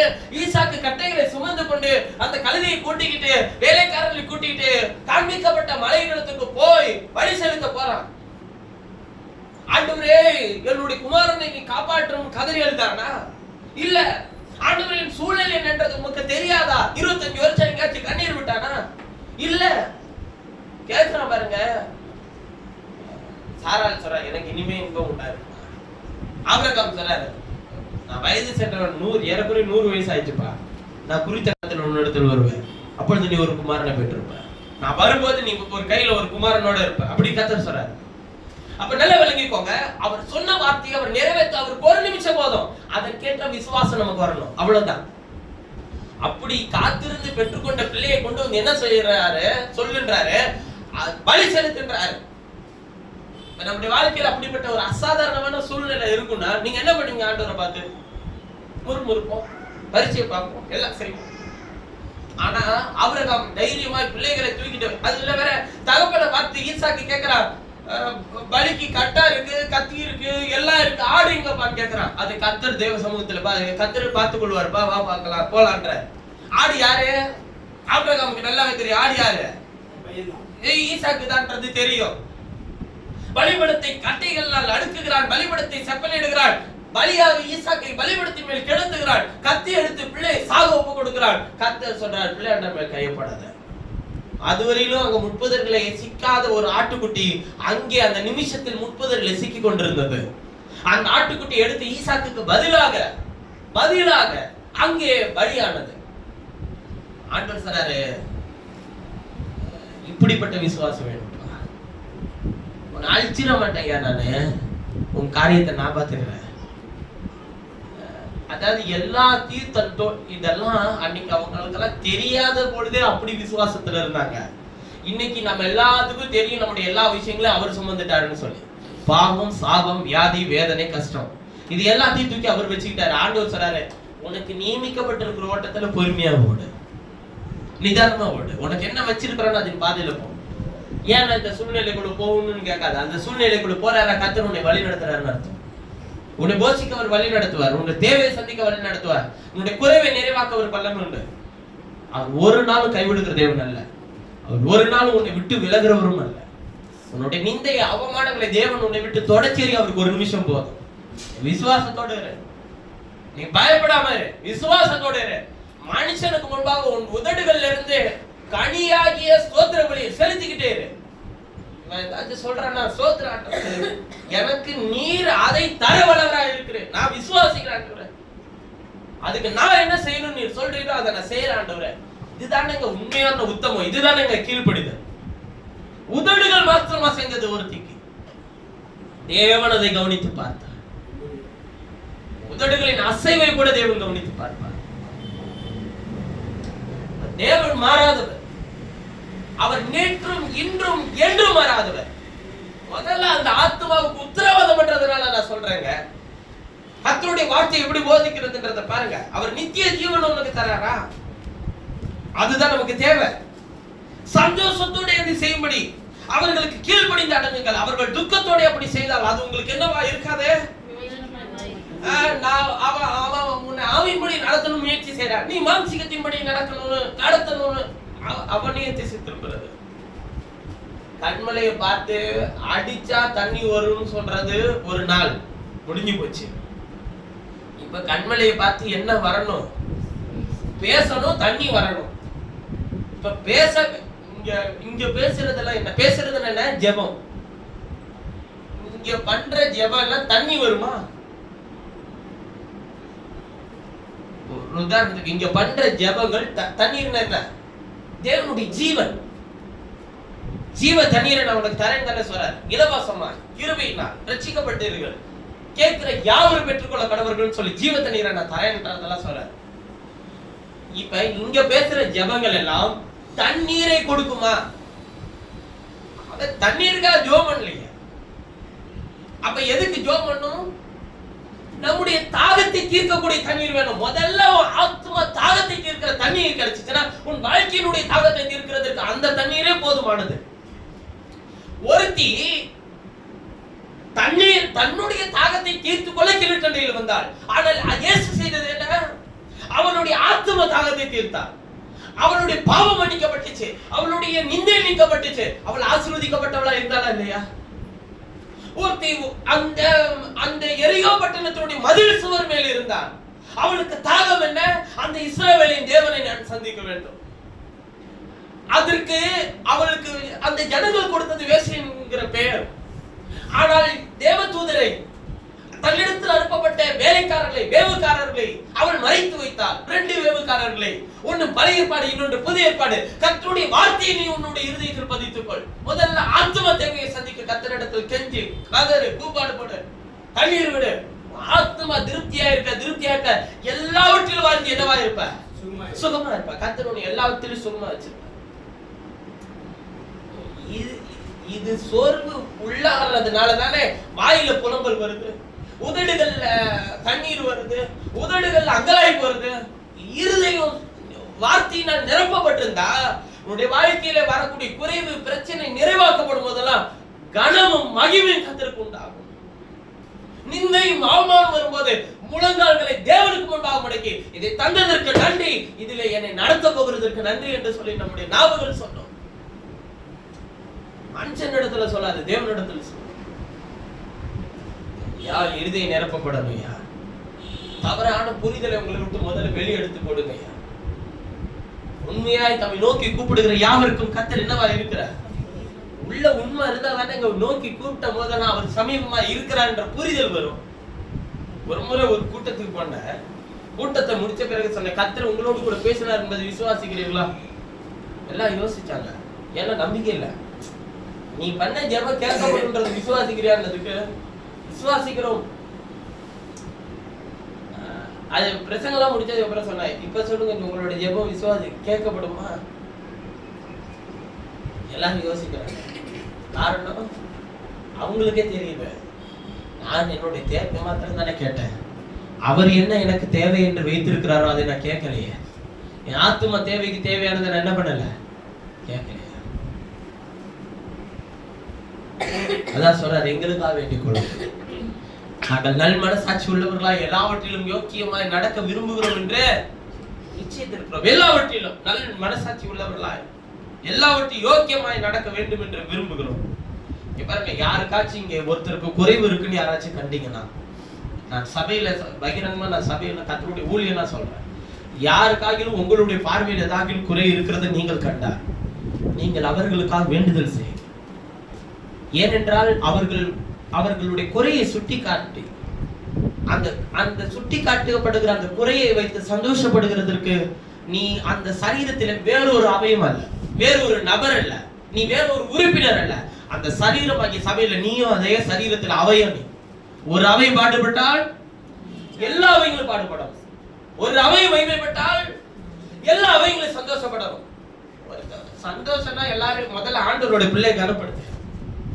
உனக்காக உன்னுடைய தேவையை சந்திக்கப்படுறதுக்காக ஜெபம் பண்ணது இவங்களா தான் இருப்பாங்க.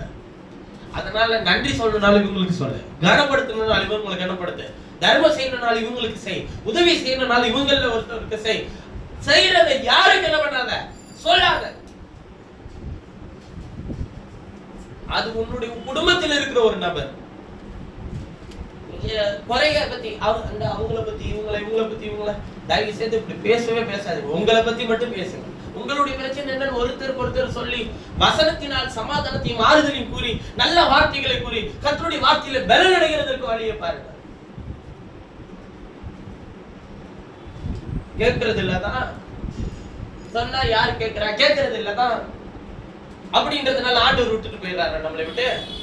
இல்ல உங்களுடைய வேலைக்காரன் அப்படி. நான் தான் ஒரு முறை சொன்னேன், இன்றைக்கு தேவனுடைய பிரசன்னத்துக்குள்ளே சமூகத்திற்குள்ள இருக்கிற இத்தனை விசுவாசிகளில் 90% பேர் நான் ஊழியத்திற்கு வந்தபோது முதலாவது அதை ஏளனமாகவும் இது எப்படி போகும் என்று பார்த்தவர்களுடைய கண்கள் தான் அநேகம். இங்க உட்கார்ந்து இருக்கிறதில் அநேகருடைய கண்களும் கூட. ஆனால் கண்களுக்கு முன்பாக கர்த்தரை அடையாளப்படுத்தினது உண்டு. அவர்களுடைய தனிப்பட்ட ஜீவியத்தில் அவர்களுடைய காரியங்களில் அவருடைய வேலைக்காரனுடைய பங்கை கர்த்தர் வைத்தது உண்டு. சொல்றதை விட செய்யறது ரொம்ப கடினம். அதனாலதான் சொல்றாரு, நான் அதிசீக்கிரமாய் உங்களிடத்தில் வரும்படி நீங்கள் இப்படி வேண்டிக் கொள்ளும்படி அதிகமாய் கேட்டுக்கொள்ளுங்க. எப்படி வேண்டிக்கணும்னு சொல்றாருன்னா, நான் கீழ்படிந்து அடங்கல் ஆண்டவரே, என் ஆத்மாவை பொறுத்த விழித்திருந்து உத்தரவாதம் பண்ணிட்டு இருக்கான், அதுக்கேற்ற குணாதிசயத்தை எனக்கு தாரும். உம்முடைய நன்மையை நான் செய்ய மறக்க கூடாது ஆண்டவரே. நான் தர்மம் செய்யவும் என்ன பண்ணாதபடிக்கு மறந்து விடாதபடிக்கு உமக்கு பிரியமான பலியை செலுத்த எனக்கு உதவி செய்ய ஆண்டவரே. இப்படி எல்லாம் சொல்லி ஜெபம் பண்ணுன்றார். எனக்காகவும் ஜெபம் பண்ணு. ஏன்னா நான் என்ன நன்மை என்ன செய்யணும்னு சொல்லி நிச்சயித்து வச்சிருக்கிறேன்னா, நாங்கள் நல்ல மனசாட்சி உள்ளவர்களா எல்லாவற்றிலும் யோக்கியமாய் நடக்க விரும்புகிறோம் என்று நிச்சயித்து இருக்கிறோம். அது சீக்கிரமாய் உங்களிடத்தில் வரும்படி நீங்கள் இப்படி வேண்டிக் கொள்ளும்படி அதிகமாய் கேட்டுக்கொள்ளலாம். நான் ஒட்ட வரும்போது இந்த மாதிரி விஷயத்துல எல்லாம் சரியாகிறதுக்கு ஜெபம் பண்ண. ஜெபம் ரொம்ப தேவைங்க. யாருக்கு தேவை? உங்களுக்கு முதல்ல தேவை, உங்களை சுற்றி இருக்கிறவர்களுக்கு தேவை, உங்கள் குடும்பத்துக்கு தேவை. உங்களுக்கு தேவனுக்கு இருக்கிற உறவை சரிப்படுத்தவே ஜெபம் தேவை. எப்பெல்லாம் ஜெபம் பண்ணலாம், எப்பெல்லாம் ஜெபம் பண்ணலாம். உங்களுக்கு தேவனுக்கு இருக்கிற உறவை சரிப்படுத்த எப்பெல்லாம் ஜெபம் பண்ணலாம்? எல்லா நேரத்திலையும் ஜெபம் பண்ணணும், இடைவிடாமல் ஜெபம் பண்ணுங்க. அப்படின்னா என்ன அர்த்தம்? எப்போதுமே முட்டி போட்டு அப்படியா? நடக்கும் போது, எழுந்திருக்கும் போது, படுக்கும் போது, நாம் புசிக்கும் போது, நாம் ஒரு வேலையை செய்யும் போது, நான் பயணம் செய்யும் போது, எல்லா நேரத்திலும் நீர் என்னோடு கூட இரும், நான் உம்முடைய சித்தத்தை மாத்திரம் செய்ய நான் என்னை ஒப்பு கொடுக்கிறேன்னு சொல்லி ஜெபம் பண்ணிட்டே இருக்கணும். தீங்கை என்னை விட்டு எடுத்து போடும், பாவத்தை என்னை விட்டு எடுத்து போடும், யோசனைகளை என்னை விட்டு எடுத்து போடும், உம்முடைய வேத வசனத்துக்கு எதிராக இருக்கிற தீங்கை சிந்தை என்னை விட்டு எடுத்து போடும் சொல்லி கேட்டுட்டே இருக்கணும்.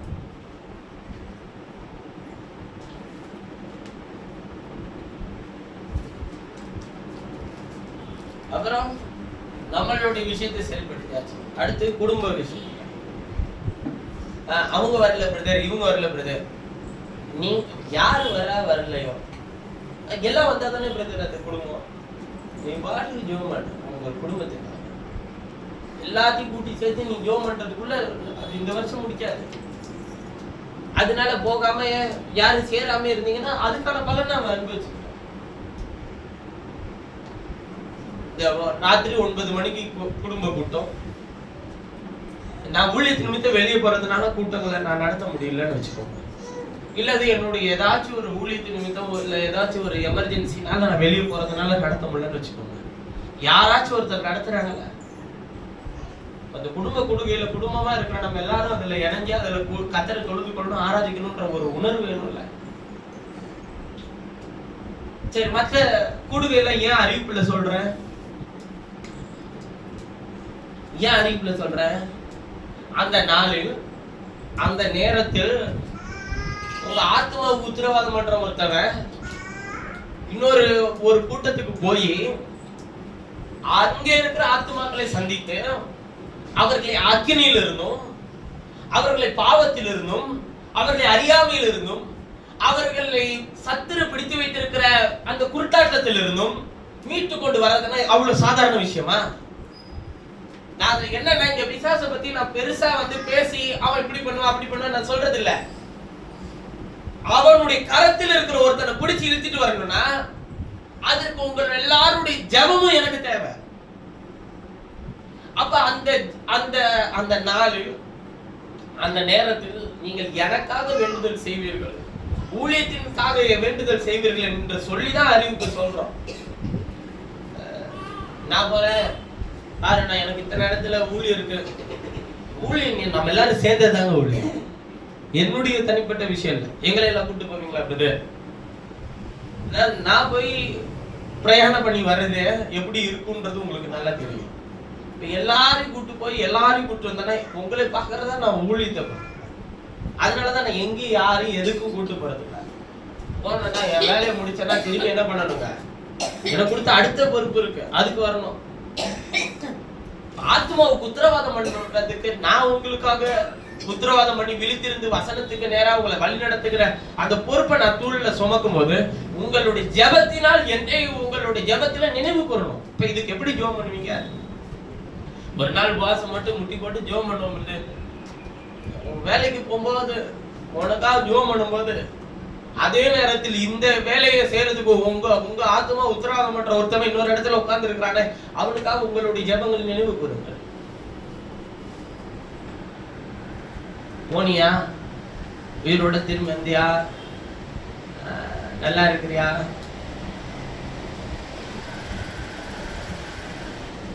அட்லீஸ்ட் அந்த விசாரணையாச்சும் நீங்க விசாரிக்குவீங்களா? இந்த ஒரு வாரம் மாத்திரம் என்னோட பயணத்துல வாங்க. இந்த போன வாரம் இருக்கு பாருங்க, இந்த மாசத்துல அந்த முதல் வாரம் வந்துச்சுன்னா ஐயோ அதை தாண்டி ஓடுறதுக்கு ஒரு விசேஷத்தை ஒரு பலன் வேணும்னு நான் ஆண்டவர்கிட்ட கேட்கிறேன். எல்லா ராத்திரியும் பிரயாணமா இருக்கும். அது பிரயாணத்தினுடைய முடிவுல எப்படி இருக்கும்னு கேட்டா எங்கேயாச்சும் என்னை தனியா விட்டுறலாம் அப்படின்ற மாதிரி இருக்கும். ஆனா எங்கேயும் போக முடியாது. அதுக்கு நான் ஆண்டவர் என்னைக்கு வராதோ அன்னைக்கு தான் இந்த உலகத்தை விட்டு வெளியே போக முடியும். அது வரையிலும் அங்க ஓட முடியாது. அப்ப தேவன் தம்முடைய ஏன் போறீங்க?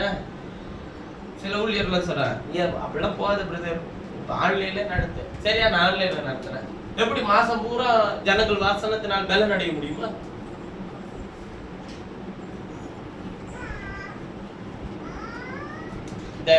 இந்த சனிக்கிழமை கூட்டத்தை நான் எப்படி ஒழுங்குபடுத்தலாம்னு நினைக்கிறேன்னா, திண்டுக்கல்ல ஒரு இடத்துல ஒரு டிவியை வாங்கி வச்சுட்டு எல்லாரும் கூட்டத்துக்கு நீங்க எப்போதும் போல வர மாதிரியே வந்துருக்கு. திருச்சியில பிரச்சனை இல்லை, இங்க நடத்துற நீங்க எல்லாரும் வரீங்க.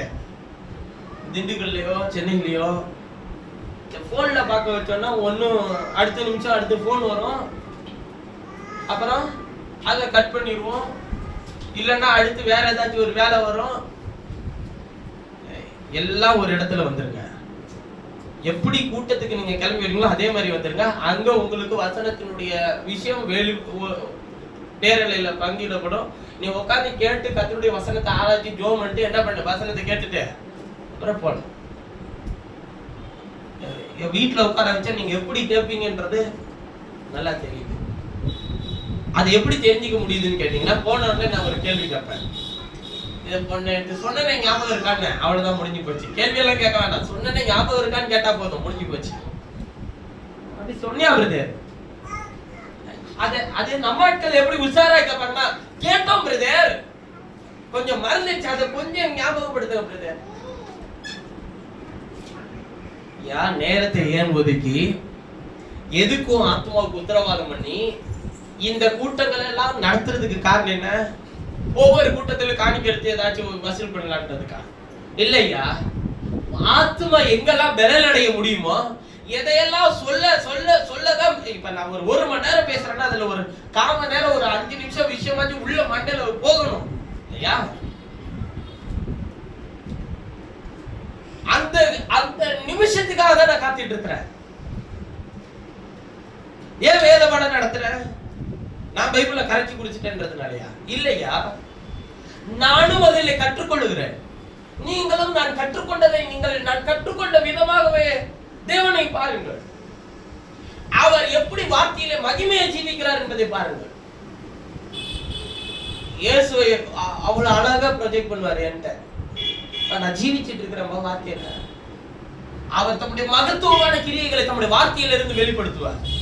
அதே உணர்விலிருந்து நான் பேசுகிறேன். என்னிடத்தில் எப்படி பேசினாரோ அதே விஷயங்களை மறைக்காமல் உங்களிடத்தில் பேச நான் விரும்புகிறேன்.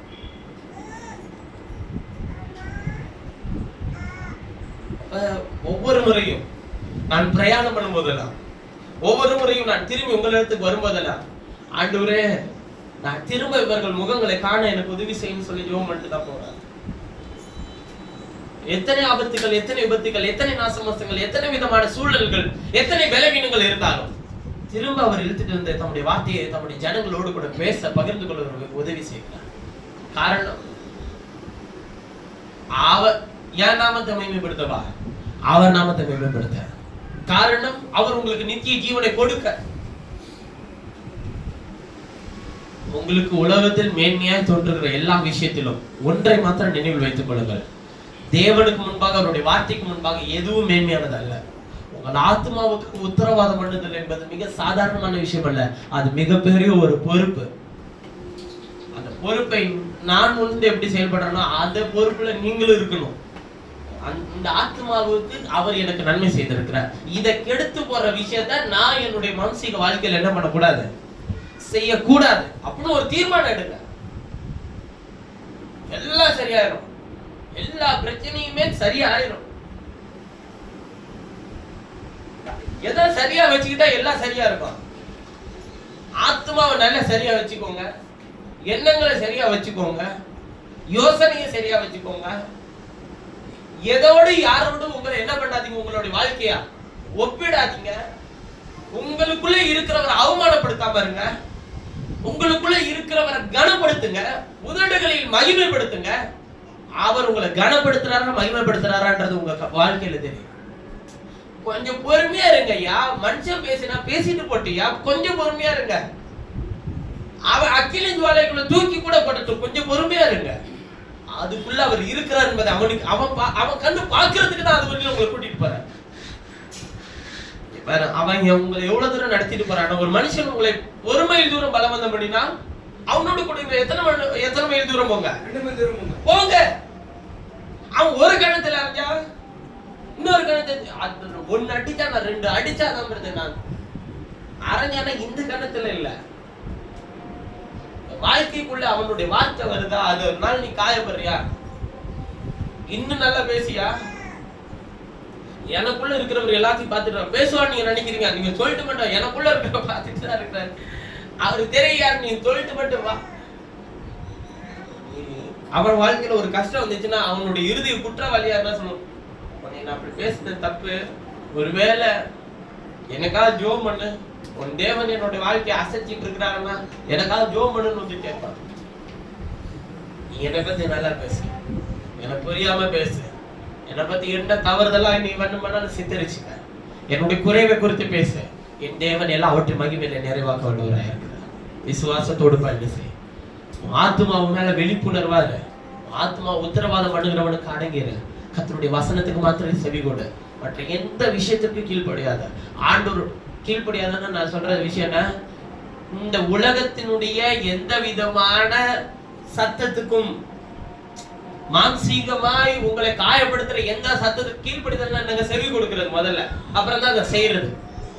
அதுக்கு செவி கொடுத்து அதுபடி செய்யறதுக்கு முயற்சி பண்ண. வசனம் என்ன சொல்லுது அதுக்கு மாத்திரம் செவி கொடுத்து அதுபடி கீழ்ப்படிதல்.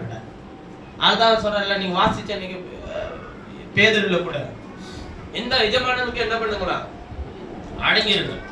சாந்த குணம் உள்ளவனுக்கும் அமைதி உள்ளவனுக்கு மாத்திரம் இல்ல, ஒரட்டு குணம் உள்ளவனுக்கு என்ன பண்ணுங்களா, அடங்கிருங்கன்ற. சில கோமாளிகளா இருக்கதான் செய்வான். ஆனா தேவன் நமக்கு தர எல்லாமே, நமக்கு கொடுத்தது, நமக்கு தந்திருக்கிற எல்லாமே, இந்த அதிகாரம் அவனுக்கு கொடுத்தது தேவன் அப்படின்னு நினைச்சுக்கோங்க.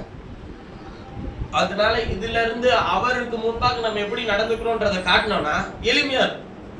இவன் எனக்கு தரல பிரதர், இவன் எனக்கு போனஸ் கொடுக்கல, எனக்கு இவன் ஆசீர்வாதத்தை தரல, தருவானா தரமாட்டானான்னு ஒண்ணும் தெரியல, உயர்வு தரல. உங்களுக்கு எல்லாத்தையும் கொடுக்கிறது ஆண்டவர். அவருடைய கரத்தை மட்டும் நோக்கி பாருங்க. போனஸ் என்ன, இன்சென்டிவ் என்ன, உயர்வு என்ன, பதவி உயர்வு என்ன, எல்லாத்தையும் யாருக்கு மட்டும்தான் தரணும். அவர் அவன் மனச அன்னைக்கு ராத்திரி ஏழுனாருன்னா தடுத்து நிறுத்த ஒருத்தனால முடியாது. அந்த விசுவாசத்தோட போங்க. அவன்கிட்டே கூட நான் உனக்கெல்லாம் தர மாட்டேன்னு நான் நினைக்கிறேன் அப்படின்னு சொல்றேன்னு வச்சுக்கோங்க. உங்கள்கிட்ட இருந்து சம்பளம் வாங்கலையா, என் தேவன் உங்களை கொடுக்க வைக்கிற, நீங்க தரீங்க. நீ எல்லாம் ஒரு பெரிய ஆள் இல்லை அப்படி சொல்லக்கூடாது, அது தும்மிட் பேச்சு. நம்ம சொல்றதே சிலர் அப்படி பேசிவிடுவோம். அவன்கிட்ட என் தேவன் உங்களை தர வைக்கிற, நான் வாங்குகிறேன். அவர் தர வைக்கலன்னா உங்களால எனக்கு ஒண்ணுமே தர முடியாது. அதனால உங்கள் இருதயத்தை தேவன் பார்த்துக் கொள்வார்னு போயிட்டே இருப்பார்.